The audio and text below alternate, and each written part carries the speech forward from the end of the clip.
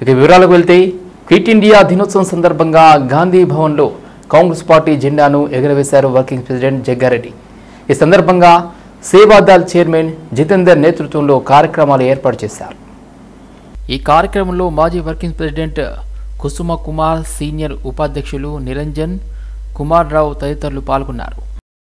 నిజాం కాలేజీలో ధర్నా చేస్తున్న UG స్టూడెంట్స్ను MLC Balmoor Venkat కలిసి సమస్యలు తెలుసుకున్నారు. అనంతరం హాస్టల్ సమస్యపై కాలేజీ ప్రిన్సిపాల్తో మాట్లాడారు. యూజీ విద్యార్థులు సమస్యను పరిష్కరిస్తామని బల్మూరు వెంకట్ హామీ ఇచ్చారు. సమస్య పరిష్కారం కావాలంటే ఉన్న హాస్టల్కి మరో 2 ఫ్లోర్లు నిర్మించాల్సి ఉంటుందన్నారు. సమస్యకు శాశ్వత పరిష్కారం కోసం ప్రభుత్వం కృషి చేస్తుందని స్పష్టం చేశారు. సో యూజీ స్టూడెంట్స్ ఒక రిక్వెస్ట్ మేరకు వాళ్ళు కొత్తగా వస్తారు కాబట్టి వాళ్ళకి ప్రొవిజన్ కల్పిస్తూ పీజీ స్టూడెంట్స్ ఏ రకంగా వాళ్ళ ఇష్యూని రిజాల్వ్ చేయాలి కూడా 2 స్టూడెంట్స్ ని కూడా ప్రిన్సిపల్ గారు, వైస్ ప్రిన్సిపల్ గారు, వీలైతే రిజిస్టర్ గారి ఆధ్వర్యంలో ఆ స్టూడెంట్స్ నే, ఎందుకంటే శాశ్వతంగా సమస్య పరిష్కారం కావాలంటే ఉన్న హాస్టల్ ఫెసిలిటీని అడిషనల్ గా 2 ఫ్లోర్స్ కట్టాల్సిన అవసరం ఉంటుంది. గత ప్రభుత్వానికి చిత్తశుద్ది లేకుండా గత 6-7 సంవత్సరాలకెళ్ళి ఈ సమస్య ఉన్నప్పటికీ కూడా పోయిన సంవత్సరం కూడా ఏదైతే కడతాము బిల్డింగ్ అని చెప్పి స్థలంని చూపించినప్పటికీ కూడా ఏదైతే విద్య సంబంధించి నిజాం కాలేజ్ పైన చిత్తశుద్ది లేకపోవడంతో, కన్స్ట్రక్షన్ చేయకపోవడంతో పదే ప్రతి సంవత్సరము ఈ సమస్య అనేది ఉత్పన్నమవుతుంది. 100% కొత్త బిల్డింగ్ కన్స్ట్రక్షనా లేదా ఎగ్జిస్టింగ్ హాస్టల్ పైన అడిషనల్ గా 2 ఫ్లోర్స్ కట్టడమా, దీనిపైన ఏదైతే గౌరవ ముఖ్యమంత్రి గారి దృష్టికి, ఎందుకంటే వారే విద్యాశాఖ మంత్రిగా ఉన్నారు కాబట్టి గౌరవ ముఖ్యమంత్రి గారితో దీనిపైన చర్చిస్తాను. వారు అమెరికాకి వెళ్లి రాగానే దానికి సంబంధించి దానికి సంబంధించి కూడా గౌరవ ఉప ముఖ్యమంత్రి డిప్యూటీ సీఎం బట్టి విక్రమార్క గారితో కూడా మాట్లాడతాను. వైస్ ఛాన్సలర్ అయితే ఇన్ఛార్జ్ వీసీగా ఉన్న దానకిషోర్ గారితో, రిజిస్టర్ గారితో కూడా దీనిపైన మాట్లాడి ఏ రకంగా ఈ సమస్యని శాశ్వతంగా పరిష్కరించాలని ఒక ఆలోచనతోటి ప్రభుత్వం ఉంది. ఇక్కడున్న విద్యార్థులు, అది పీజీ గాని యూజీ గాని, విద్యార్థులకి హాస్టల్ ఫెసిలిటీతో పాటు ఏదైతే వారు గత 10 సంవత్సరాలుగా వాళ్ళ సమస్యల్ని పట్టించుకోకపోవడంతో వాళ్ళు ఒక తీవ్ర ఆవేదన, ఆందోళన ఉన్నారు. వాళ్ళకొక భరోసా కల్పించడానికి ఈ ప్రభుత్వం 100% పంతాలకి పోకుండా ఎక్కడ సమస్యలున్నా ఆ సమస్యల్ని పరిష్కరించే ఒక సంకల్పంతో ఈ ప్రభుత్వం, మా గౌరవ ముఖ్యమంత్రి, ఉప ముఖ్యమంత్రి గారు ఉన్నారు. షాద్నగర్ పోలీస్ స్టేషన్ పరిధిలో దళిత మహిళపై 3rd డిగ్రీ ప్రయోగించిన సీఐ రామరెడ్డిని సర్వీస్ రిమూవ్ చేసి కేసు నమోదు చేయాలని బీఎస్పీ నాయకులు డిమాండ్ చేస్తూ ఎల్బీ నగర్లోని అంబేద్కర్ విగ్రహం ముందు ఆందోళనకు దిగారు. దళితుల ఓట్లతో పదవిలో కూర్చున్న ఎమ్మెల్యేలు ముఖ్యమంత్రిని ఈ ఘటనపై ఎందుకు ప్రశ్నించడం లేదన్నారు. సమస్య తీవ్రతరం కావడంతో బాధిత మహిళని కూడా కనబడకుండా దాచిపెట్టారని ఆరోపించారు. బాధిత మహిళకు ప్రభుత్వం వెంటనే 25 లక్షల రూపాయలు ఎక్స్గ్రేషియా ప్రకటించాలని డిమాండ్ చేశారు. అదేవిధంగా సిఐ రామరెడ్డిని సర్వీస్ నుండి రిమూవ్ చేయకపోతే డీజీపీ కార్యాలయం ముట్టడిస్తామని, రాష్ట్ర వ్యాప్తంగా ఆందోళన ఉధృతం చేస్తామని బీఎస్పీ నాయకులు హెచ్చరించారు. మరి తెలంగాణలో కేసీఆర్ పాలన దొరల పాలన ఉన్నదని, ఈ అన్ని అణగారిన వర్గాలకు వ్యతిరేకమైన పాలనని రాష్ట్ర వ్యాప్తంగా కాంగ్రెస్ పార్టీ నుంచి తిరిగి ఈరోజు అధికారంలో వచ్చిన రేవంత్ రెడ్డి గారు కేసీఆర్ గారి పాలనకు మీ పాలనకు తేడా ఏందో స్పష్టం చేయాలి. ఈరోజు షాద్ నగర్లో ఒక దళిత అమ్మాయి 13 ఏళ్ల కుమారుని ముంగడ, అది కూడా రాత్రి వేళల బట్టలు ఇప్పి 3rd డిగ్రీ ఉపయోగిస్తే దానిని ఈ రాష్ట్రంలో ఉన్న అణగారిన వర్గాలు ప్రజాపాలన అనుకోవాలా, లేకపోతే దొరల పాలన కంటే మించిన రెడ్డి పాలన అనుకోవాలా? మీరు వాళ్ళను దొరలంటున్నారు, మరి మిమ్మలను మేమేమని పిలవాలి? కాబట్టి వెంటనే మీరు నిజంగా మీ కులం మీద మీకు ప్రేమ లేకపోయినట్టయితే సిఐ రామరెడ్డి గారిని వెంటనే ఉద్యోగం నుంచి శాశ్వతంగా తొలగించి జైలుకు పంపాల్సిన అవసరం ఉందనే విషయాన్ని మేము మీ దృష్టికి తీసుకొస్తున్నాం. తెలంగాణ రాష్ట్రంలో ఉన్న మహిళల ఆత్మగౌరవానికి రక్షణగా మేము ఉన్నామని చెప్పి రేవంత్ రెడ్డి తెలియజేయాల్సిన అవసరం ఉంటుంది. అదేవిధంగా బహుజన్ సమాజ్ పార్టీ నుండి మేము డిమాండ్ చేస్తున్నాం. బహుజన్ సమాజ్ పార్టీ ఏదైతే అంబేద్కర్ గారి విచారధారను ముందుకు తీసుకుని వెళ్తుందో, పూలే గారి ఆలోచన ముందుకు తీసుకుని వెళ్తుందో, ఈ దేశంలో ఉన్నటువంటి బహుజనులందరికీ, అణగారిన ప్రజలందరికీ రక్షణగా నిలబడే ఒక పార్టీగా, వాళ్ళ తరపున పోరాటే పార్టీగా మేము డిమాండ్ చేస్తున్నాము. ఈ రిజర్వేషన్లను వాడుకొని చదువుకున్నటువంటి మేధావులు కావచ్చు, ఎమ్మెల్యేలు కావచ్చు, ఎంపీలు కావచ్చు, ఖచ్చితంగా ఇప్పటి వరకు చట్టసభలలో స్పందించకపోవడం దుర్మార్గమైన చర్యగా మేము బహుజన్ సమాజ్ పార్టీ భావిస్తుంది.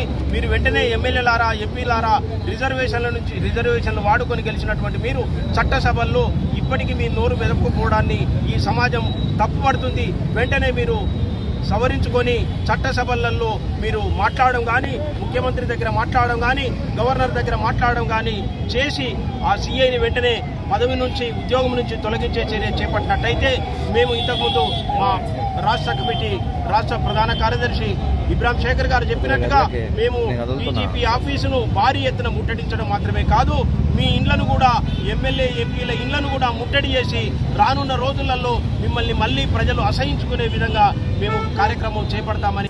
సంగారెడ్డి జిల్లా పటాన్చెరువు మండలం రామచంద్రాపురం మండలానికి చెందిన 271 మంది లబ్ధిదారులకు కళ్యాణ లక్ష్మి షాదీ ముబారక్ చెక్కులను పటాన్చెరువు ఎమ్మెల్యే గూడెం మహిపాల్ రెడ్డి పంపిణీ చేశారు.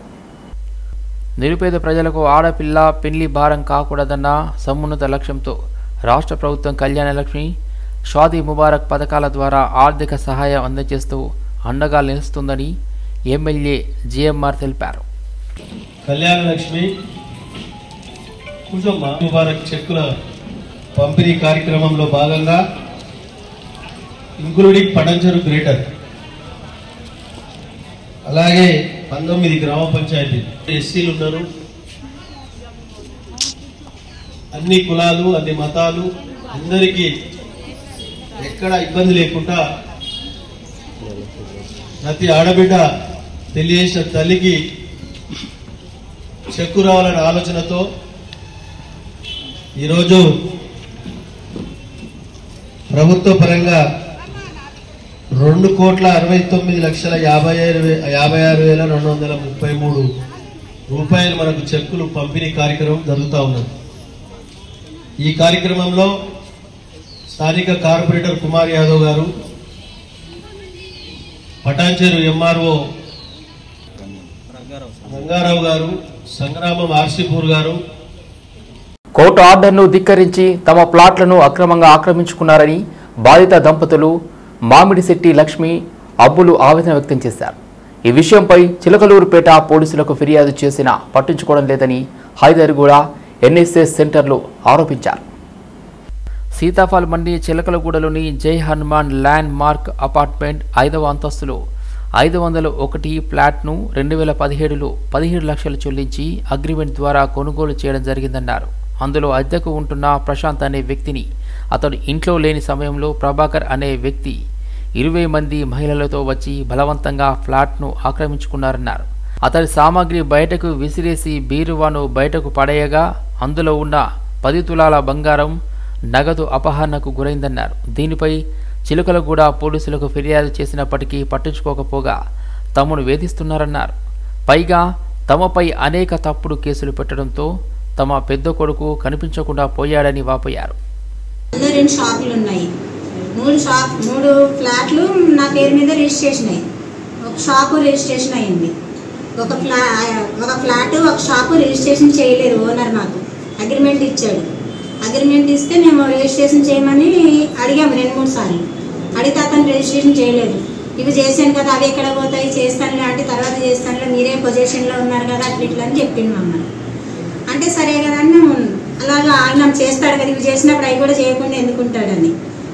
అయితే చేసిన తర్వాత ఈ ప్రభాకర్ అన్న అతను మా కొడుకుకు దోస్తాడు. అట్లా మా కొడుకు దగ్గరికి వచ్చి మాతో ఉంటని ఓనర్లతో కలిసి అతను వెళ్ళి రిజిస్ట్రేషన్ చేయించుకున్నాడంట. ఫ్లాట్ చేయించుకున్నాడు. మేమేమో మా పొజిషన్లోనే ఉంది కదా అని మేము రెంట్కి ఇచ్చుకున్నాము. రెంట్కి ఇచ్చిన తర్వాత ఇప్పుడు అందులో ప్రశాంత్ అనే అతను రెంట్కున్నాడు. ప్రశాంత్ అనే అతను రెంట్కుంటే ఆయన ఆఫీస్కి వెళ్ళిపోయాడు. వాళ్ళ భార్య 1 గంటకి బాబుని స్కూల్ నుంచి తీసుకురావడానికి వెళ్ళిందంట లంచ్ కోసం. వచ్చే వరకు ఇతను ఈ ప్రభాకరు ఇంకా ఈ బిల్డింగ్లో వాళ్ళు కలిసి ఆమె వచ్చే వరకు గేట్ తాళం పగలగొట్టి వాళ్ళ అలమార అవి బయట పడేసి వాషింగ్ మిషన్ అవిని లోపలికి వెళ్ళిపోయి గొళ్ళెం పెట్టుకున్నారంట. మేడ్చల్ జిల్లా ఫిర్జాదిగూడ నగరపాలక సంస్థ బీఆర్ఎస్కు చెందిన మేయర్ బక్కా వెంకటరెడ్డిపై కాంగ్రెస్ కార్పొరేటర్లు ఇచ్చిన అవిశ్వాస సమావేశానికి కీసరా ఆర్డీఓ వెంకట్ ఉపేందర్ రెడ్డి ప్రిసైడింగ్ అధికారిగా వ్యవహరించారు. 26 మంది సభ్యులున్న పాలకవర్గం ఇప్పటి వరకు బీఆర్ఎస్ ఆధీనంలో ఉంది. 21 మంది కార్పొరేటర్లు వేరుకుంపటి పెట్టి మేయర్ను తొలగించాలని జిల్లా కలెక్టర్ గౌతమ్కు లిఖితపూర్వక ఆర్జీ ఇచ్చారు. సమావేశానికి 21 మంది కార్పొరేటర్లు మేయర్ బక్కా వెంకటరెడ్డికి వ్యతిరేకంగా చేతులు ఎత్తారు. దీంతో ఆయన పదవి కోల్పోయారు. అవిశ్వాస సమావేశాన్ని నిర్వహించకూడదంటూ మేయర్ వెంకటరెడ్డి చేసిన యత్నాలు విఫలమయ్యాయి. ఈ మేరకు ఆయన కోర్టును ఆశ్రయించగా కోర్టు ఆయన అభ్యర్థనను తిరస్కరించిందని తెలిసింది. 21 మంది కార్పొరేటర్లు ముక్త కంఠంతో ప్రస్తుతం ఉన్న మేయర్ను అవిశ్వాసం ద్వారా తొలగించబడ్డది. వారికి ప్రత్యేక అభినందన తెలియజేస్తా ఉన్నాను. రేవంత్ రెడ్డి గారి నాయకత్వంలో బలపరిచేదాని కోసం సమిష్టిగా కృషి చేయాలని, ఈ యొక్క ఫిర్జాదిగూడ మున్సిపాలిటీని ప్రత్యేకంగా అభివృద్ధి చేసుకోవాలని ఆలోచన మేరకు ఈనాడు మేయర్ నింపడం జరిగింది. వారు 4.5 సంవత్సరాలు చేసిన అవినీతిని ఎండగట్టేదాని కోసం రాబోయే కాలంలో అవన్నీ కూడా కక్కించేటువంటి ప్రయత్నం జరుగుతుంది. తప్పకుండా మీరందరూ కూడా సమిష్టిగా అభివృద్ధి కోసం పాటుపడాలని, రేవంత్ రెడ్డి గారి నాయకత్వం బలపరచాలని, అవసరం మేరకు రాష్ట్ర ప్రభుత్వం తరఫున ప్రత్యేక నిధులిచ్చి ఫిర్జాదిగూడ మున్సిపాలిటీని అన్ని విధాలుగా అభివృద్ధి చెందజేసేదానికి ప్రత్యేకంగా ఈ అసంపూర్తిగా వేసిన రోడ్డు తమకు వద్దు అంటూ నాచారం డివిజన్ కార్తికేయ నగర్ వాసులు నిరసన వ్యక్తం చేశారు. కార్తికేయ నగర్ కాలనీలో రోడ్డు నెంబర్ 9, 10లలో సీసీ రోడ్డు పనులు చేపట్టారు. అయితే తమ వీధిలో అసంపూర్తి రోడ్డు తమకు వద్దని కాలనీ వాసులు రోడ్డు పనులను ఆపివేశారు. అసంపూర్తిగా ఉన్న రోడ్ల వల్ల వర్షాకాలంలో నీరు నిలిచిపోయి తీవ్ర ఇబ్బందులకు ఎదుర్కొంటున్నామని తెలిపారు. తమ వీధిలో పూర్తి రోడ్డు మంజూరు చేసిన సగం రోడ్డు వేస్తుండటం వెనుక ఆంతర్యం ఏంటని కాలనీవాసులు ప్రశ్నిస్తున్నారు. వర్షం నీరు ఇళ్లలోకి చేరి ఇబ్బందులు పడుతున్నామని, అసంపూర్తి రోడ్డుతో ఇంకా ఇబ్బందులు ఎదుర్కోవాల్సి వస్తుందని ఆవేదన వ్యక్తం చేశారు. ఇప్పటికైనా ప్రజాప్రతినిధులు, అధికారులు స్పందించి పూర్తి రోడ్డు వేసి తమ సమస్యకు పరిష్కారం చూపాలని విజ్ఞప్తి చేస్తున్నారు. ఒక స్ట్రీట్ మొత్తం వేయాలి, సగం వేసి సగం వేయకుండా పక్క వల్ల గొడవలు అవుతున్నాయి. మేము ఎప్పుడు ఉండే వాళ్ళం ఇక్కడ, వాళ్ళతో అనవసరంగా పగ అవుతున్నాం. మేము మంచిగా 20 ఏళ్ళు మంచిగా ఉన్నాం, 25 ఏళ్ల నుంచి వాళ్ళతో అనవసరంగా సగం వేసి గొడవ చేస్తున్నారు. ఇది 10 కార్తికేయ నగర్ లో రోడ్ వేస్తే మొత్తం వేయండి లేదా స్టాప్ చేయండి, కాకపోతే సగం వేసి అట్లా వదిలేస్తే మాకు చాలా ప్రాబ్లం అవుతుంది. రెయిన్ వాటర్ అంతా స్టాగ్నేషన్ అయిపోయి అపార్ట్మెంట్ లోపలికి వస్తున్నది. కాబట్టి మొత్తం వేయండి. 20 years నుండి సేమ్ ఇదే ప్రాబ్లం ఉంది. వర్షం పడితే అపార్ట్మెంట్ లో మొత్తం వాటర్ వచ్చేస్తుంది. అసలు కార్లు లోపలికి వెళ్ళవు, మేము కిందికి దిగలేకపోతాము. వాటర్ అంతా స్టాగ్నెంట్ ఉంటుంది. ఒక వాటర్ తీసే వరకు ఒక వారం రోజులు మాకు మాత్రం చాలా ప్రాబ్లం అవుతుంది. స్ట్రీట్ నెంబర్ 10 లో cement work, road work start చేశారు. 9 and 10 కి వర్క్ ఆర్డర్ తీసుకున్నారు. కానీ 9 లో ఫుల్ వేసి 10 లో మాత్రం సగం వరకు వేస్తా అన్నారు. ఎక్కడైతే ప్రాబ్లం ఉందో రెయిన్ వాటర్ ఇవ్వడానికి ఆ ప్రాబ్లం సాల్వ్ చేయకుండా సగం వేస్తామంటున్నారు. అది కూడా జీరో లేకుండా ఒక సైడ్ పెడితే బాగుంటుంది వంపు. అలా ఒక సిస్టమ్ లేకుండా హాఫ్ వర్క్, ఎందుకు హాఫ్ వర్క్ వేస్తారు? మాకు ఫుల్ కావాలంటే పక్క దాంట్లో 9 లో ఎక్కువ వేసాము, అందుకే మీరు ఇక్కడికి అడ్జస్ట్ చేసుకోండి అన్నారు. అది ప్రాబ్లం సాల్వ్ కాదు, ఇంకా డబుల్ అవుతుంది మా ప్రాబ్లం. ఉన్న రెయిన్ వాటర్ అంతా ఇక్కడ స్టాగ్నెంట్ అవుతుంది. అది మీరు ఈ విషయంలో మీ కార్పొరేటర్ కానీ ఎమ్మెల్యే గారు కానీ దృష్టికి తీసుకెళ్తాము. ఇది అప్పటి వరకు మాత్రం రోడ్డు పని జరగనివ్వము. రాష్ట్ర వ్యాప్తంగా నాగుల పంచమి వేడుకలు జరుగుతున్నాయి. నాగుల పంచమిని పురస్కరించుకుని భక్తులతో ఆలయాలు కిటకిటలాడుతున్నాయి. ఈ నేపథ్యంలో ఓయూలో ఉన్న నాగదేవత ఆలయానికి పాలు పోయడానికి భక్తులు బారులు తీరారు. దీంతో ఓయూ పరిసరాలు జనసందోహంగా మారాయి.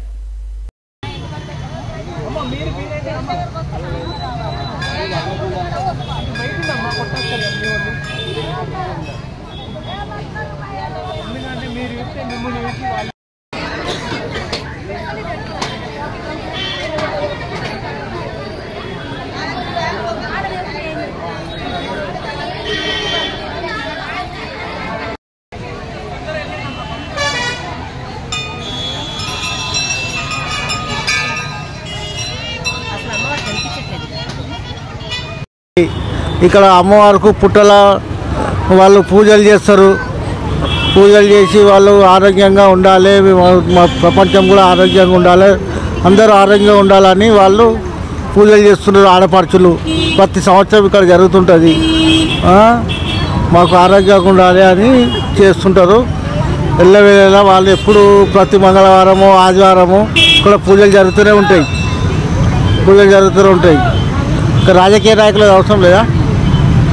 అదే అంటున్నాను. యూనివర్సిటీ నాగదేవత ఎల్లమ్మ టెంపుల్ చాలా పవిత్రమైనది కాబట్టి ఈరోజు నాగుల చవితి సందర్భంగా మేము ఇక్కడికి పుట్టలో పాలు పోయడానికి వచ్చాము. నాగుల చవితి ప్రత్యేకత ఏంటి అంటే పిల్లలు కానీ భార్యాభర్తలు మొక్కడం వల్ల పిల్లలు అవుతారనే నమ్మకం. అంటే చాలా డేస్ నుండి మ్యారీడ్ కానీ ఉమెన్స్ కానీ మొక్కితే పెళ్లిళ్ళు అవుతాయనే నమ్మకంతో ఇక్కడ పుట్టలో పాలు పోయడం జరుగుతుంది. వనస్థలిపురంలోని రాజీవ్ గాంధీ పార్కు వద్ద ఉన్న మహంకాళి అమ్మవారి గుడి వద్ద ఉన్న మహిళ ఇంట్లో వింత ఘటన చోటు చేసుకుంది.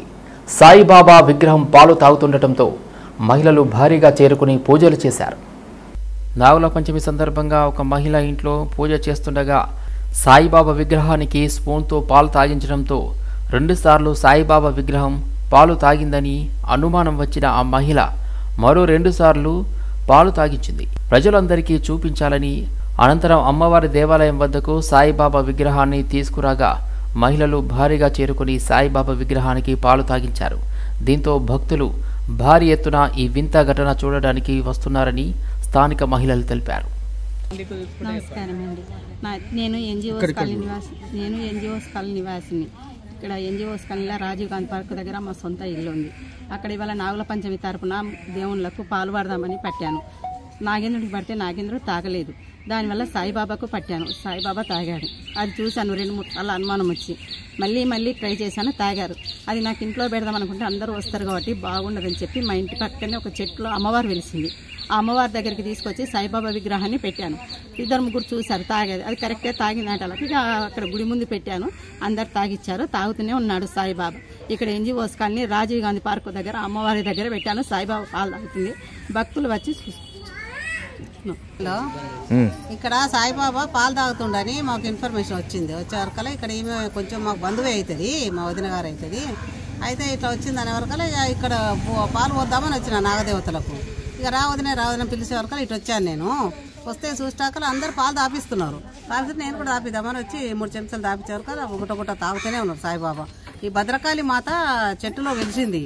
ఇక్కడే తెచ్చి ఇంట్లో నుంచి తెచ్చి ఇక్కడ పెట్టింది. ఇంట్లో బాగా రద్దీగా అవుతుంది అందరు వస్తే అని ఇక్కడ పెట్టింది మా వదిన గారు. అయితే ఇక్కడనే వచ్చి తాపించిన కానీ చాలా అనుకోకుండా మాకెప్పుడు ఇంకోసారి ఇంతకుముందు ఇట్లా పుకారాలు వచ్చినాయి. అబద్ధం అనుకున్నాం. ఇప్పుడు వచ్చి నిజంగా చూస్తే నిజంగా తాగుతున్నాడు దేవుడు. యూత్ కాంగ్రెస్ నాయకులకు శ్రేణులకు యూత్ కాంగ్రెస్ ఆవిర్భావ దినోత్సవం సందర్భంగా శుభాకాంక్షలు తెలిపారు యూత్ కాంగ్రెస్ అధ్యక్షులు శివసేనారెడ్డి. 4 రోజుల పాటు అన్ని మండల కేంద్రాల్లో జెండా పండుగ నిర్వహించాలని పిలుపునిచ్చారు. యూత్ కాంగ్రెస్ శ్రేణులు పెద్ద ఎత్తున జెండా పండుగలో పాల్గొనాలన్నారు. ఆగస్టు 9వ నుండి సెప్టెంబర్ 9 వరకు 4 రోజుల పాటు జెండా పండుగ నిర్వహించాలని సూచించారు. మిత్రులందరికీ నమస్కారం. యూత్ కాంగ్రెస్ నాయకులకు, యూత్ కాంగ్రెస్ సైనికులకు, యూత్ కాంగ్రెస్ శ్రేయోభిలాషులందరికీ యువజన కాంగ్రెస్ ఆవిర్భావ దినోత్సవ శుభాకాంక్షలు. మిత్రమా, ఈరోజు 9వ తారీఖు నుంచి వచ్చే నెల 9వ తారీఖు వరకు సెప్టెంబర్ 9 ఆగస్టు 9 నుంచి సెప్టెంబర్ 9 వరకు యువజన కాంగ్రెస్ జెండా పండుగను ఏర్పాటు చేస్తున్నాం. ఖచ్చితంగా ప్రతి మండల హెడ్ క్వార్టర్లో యువజన కాంగ్రెస్ జెండాను ఎగరవేయాల్సిందిగా, ఈ నెల మొత్తం జెండా పండుగను చేయవలసిందిగా మీ అందరినీ కోరుకుంటున్నాను. జై యూత్ కాంగ్రెస్, జై కాంగ్రెస్. మీ శివసేనారెడ్డి, తెలంగాణ యూత్ కాంగ్రెస్ అధ్యక్షులు. జై హింద్. జీవితంలో ఉన్నత స్థాయికి ఎదగాలంటే విద్యార్థులు లక్ష్యం నిర్దేశించుకుని బాగా చదవాలని హైదరాబాద్ జిల్లా కలెక్టర్ అనుదీప్ దుర్శెట్టి చెప్పారు. లక్ష్య సాధనకై కార్యాచరణ ప్రణాళిక రూపొందించుకోవాలన్నారు. గుణాత్మక విద్యా లక్ష్యంగా విద్యాబోధన జరగాలని వెల్లడించారు. స్వచ్ఛదనం పచ్చదనం కార్యక్రమంలో పాల్గొని మొక్కలు నాటిన కలెక్టర్ విద్యార్థులతో సహపంక్తి భోజనం చేశారు. కళాశాల ల్యాబ్ మరమ్మతుల కోసం ప్రతిపాదనలు పంపాలని సూచించారు. రాష్ట్ర ముఖ్యమంత్రి రేవంత్ రెడ్డి అమెరికా పర్యటన సందర్భంగా ప్రపంచ బ్యాంక్ అధ్యక్షుడితో కొన్ని ఒప్పందాలు చేసుకున్నట్టు వార్తలు వెలువడ్డాయి. పెట్టుబడుల కోసం విదేశీ పర్యటనకు పోతున్న విషయం ప్రజలకు ముందే తెలిసినప్పటికీ ప్రపంచ బ్యాంకుతో ఒప్పందాలు పత్రికల్లో చూసే వరకు ఎవరికీ తెలియదు. ఉమ్మడి ఆంధ్రప్రదేశ్కు చంద్రబాబు నాయుడు ముఖ్యమంత్రిగా ఉన్న కాలంలో ప్రపంచ బ్యాంకుతో చేసుకున్న ఒప్పందాలు, ఆ తర్వాత వాటి పర్యవసానాలు ప్రజల ముందున్నాయి. ఇప్పుడు ప్రపంచ బ్యాంకుతో చేసుకునే ఒప్పందాల పూర్తి వివరాలు ప్రజల ముందుంచాలని భారత కమ్యూనిస్టు పార్టీ తెలంగాణ రాష్ట్ర కమిటీ డిమాండ్ చేస్తున్నది. ముఖ్యమంత్రి రేవంత్ రెడ్డి గారు అమెరికా పర్యటన సందర్భంగా ప్రపంచ బ్యాంకు అధ్యక్షుడితో 4 ముఖ్యమైనటువంటి ప్రాజెక్టుల విషయంలో ఒప్పందాలు చేసుకోబోతున్నట్టు ఈరోజు వార్తలు వచ్చినాయి. ప్రపంచ బ్యాంకుతో ఒప్పందాలు అనగానే తెలుగు ప్రజలకు తీవ్రమైనటువంటి ఆందోళన కలుగుతుంది. ప్రజా ప్రయోజనాలకు వ్యతిరేకం. ఈ నేపథ్యంలో ఇప్పుడు రేవంత్ రెడ్డి ప్రభుత్వం కూడా ప్రపంచ బ్యాంకుతో 4 ముఖ్యమైనటువంటి రంగాల్లో ఒప్పందాలు చేసుకోబోతున్నట్టు వచ్చినటువంటి వార్తలు సహజంగానే ఆందోళన కలిగిస్తాయి. ఈ 8 మాసాల్లో ఎప్పుడు కూడా ప్రపంచ బ్యాంకుతో ఒప్పందాలకు ప్రయత్నిస్తున్నట్టు విషయం వార్తలు రాలేదు. ప్రజల ముందు చర్చకు రాలేదు. నిన్నటిదాకా జరిగినటువంటి అసెంబ్లీలో కూడా అలాంటి చర్చ జరగలేదు. వారు విదేశీ పర్యటనకు పోయిన తర్వాత మాత్రమే ప్రపంచ బ్యాంకుతో ఒప్పందానికి సంబంధించినటువంటి వార్తలు వచ్చినాయి. అందుకని అనేక అనుమానాలకు అవకాశం ఉంటుంది. ప్రపంచ బ్యాంకుతో కుదుర్చుకోబోయేటువంటి ఒప్పందాల పూర్తి వివరాలు ప్రజల ముందు ఉంచాలని సిపిఎం డిమాండ్ చేస్తున్నారు. ఉస్మానియా యూనివర్సిటీలో ఘనంగా ప్రపంచ ఆదివాసీ దినోత్సవం ఘనంగా నిర్వహించారు. యూనివర్సిటీ ప్రధాన ద్వారం నుండి ఆర్ట్స్ కళాశాల వరకు ర్యాలీ నిర్వహించి ఆదివాసీల సంస్కృతి సంప్రదాయాలు ప్రతిబింబించేలా ఆదివాసీల దినోత్సవం నిర్వహించారు. అనంతరం ఆర్ట్స్ కళాశాల వద్ద జెండా ఆవిష్కరించారు. అభివృద్ధి పేరుతో ఆదివాసీ మనుగడను విధ్వంసం చేస్తున్నారని ఆదివాసీ నాయకులు విద్యార్థి నేతలు ఆవేదన వ్యక్తం చేశారు. అభివృద్ధి అవసరమే కానీ ఆదివాసీలను అణచివేతకు గురి చేయడం సమంజసం కాదన్నారు. ఆదివాసీల ఉనికి కోల్పోకుండా అన్ని రంగాల అభివృద్ధికి ప్రభుత్వాలు కృషి చేయాలన్నారు. వాతావరణంలో ఇవాళ మేము నిర్వహించడం జరుగుతూ ఉన్నది. మేము మా యొక్క హక్కులను కాపాడండి, మమ్మల్ని కనీస గౌరవంగా ఈ పాలక ప్రభుత్వాలు ప్రపంచ స్థాయిలో మమ్మల్ని గుర్తించాలని చెప్పేసి మాకు కల్పించినటువంటి ప్రపంచ స్థాయి ఆదివాసీ దినోత్సవం భాగంగా ఈ తెలంగాణ రాష్ట్ర ప్రభుత్వానికి కేంద్ర రాష్ట్ర ప్రభుత్వాలకు మేము విన్నవించేది ఏంటంటే మాకున్నటువంటి శాస్త్రీయ పద్ధతులు రాజ్యాంగంలో ఉన్నటువంటి హక్కులని మాకు అంటే అమలుపరచండి అని చెప్పేసి అడుగుతా ఉన్నాం. కానీ కొత్తగా మేము ఏమీ అడగటం లేదు. కాబట్టి ఇప్పుడు పెద్ద వక్తలు వచ్చారు, చట్టాలు తయారు చేసే వారు వచ్చారు, చట్టాలను అమలుపరిచే మేధావులు వచ్చారు. వాళ్ళు కూడా మా పక్షాన మాట్లాడారు. కాబట్టి ఇకనైనా కేంద్ర రాష్ట్ర ప్రభుత్వాలు రాజ్యాంగంలో ఉన్నటువంటి హక్కులను చట్టాలను పకడ్బందీగా అమలు చేస్తారని చెప్పేసి కేంద్ర రాష్ట్ర ప్రభుత్వాలకు మేము డిమాండ్ చేస్తా ఉన్నాం. మాకు ఏకైక ప్రధానంగా ఉమ్మడి ఆదిలాబాద్ జిల్లాలో ఉవ్వెత్తైన వేసినటువంటి ఉద్యమం ఈరోజు తెలంగాణ రాష్ట్ర వ్యాప్తంగా దేశవ్యాప్తంగా ఈరోజు ఒక ఉద్యమాన్ని ఒక భయానందోళన అన్నటువంటి కార్యక్రమంలో ఇవాళ కొంత సంఘటనలు జరిగి ఉన్నాయి. కాబట్టి ఏదైతే 1950లో చట్టబద్ధత లేనటువంటి లంబాడీలను 1976లో ఒక జీవోని నామకరణం చేస్తూ వాళ్ళు ఆ తాత్కాలిక డిఎన్టీ అని చెప్పేసి లంబాడీలను కలిపారు. కాబట్టి వీళ్ళు శాస్త్రీయ పద్ధతిలో చట్టబద్ధంగా లేరు. కాబట్టి మాకు రావాల్సినటువంటి హక్కులు, మాకు రావాల్సినటువంటి రిజర్వేషన్, విద్య, ఉద్యోగ, ఉపాధి అన్ని రంగాల్లో వాళ్ళే దోచుకుంటున్నారు. కాబట్టి మాకు మా యొక్క మనుగడ ప్రశ్నార్థకం అవుతుందని చెప్పేసి మేము 2017లో ఉమ్మడి ఆదిలాబాద్ వ్యాప్తంగా మేము తుడుందెబ్బ ఆధ్వర్యంలో మేము చట్టబద్ధత లేని లంబాడులను ఎస్టీ జాబితా నుంచి తొలగించాలనే ఏకైక డిమాండ్తో మేము సంగారెడ్డి జిల్లా పటాన్ చెరువు ప్రభుత్వ ఏరియా ఆసుపత్రిని తనిఖీ చేశారు సంగారెడ్డి జిల్లా కలెక్టర్ వల్లూరు క్రాంతి. ప్రభుత్వ ఆసుపత్రిలో అందిస్తున్న వైద్య సేవలు, మందుల నిల్వ తదితర అంశాలను కలెక్టర్ ఆసుపత్రి అధికారులను అడిగి తెలుసుకున్నారు. రోగులకు ఎటువంటి ఇబ్బందులు తలెత్తకుండా వైద్య సేవలను అందించాలని సూచించారు.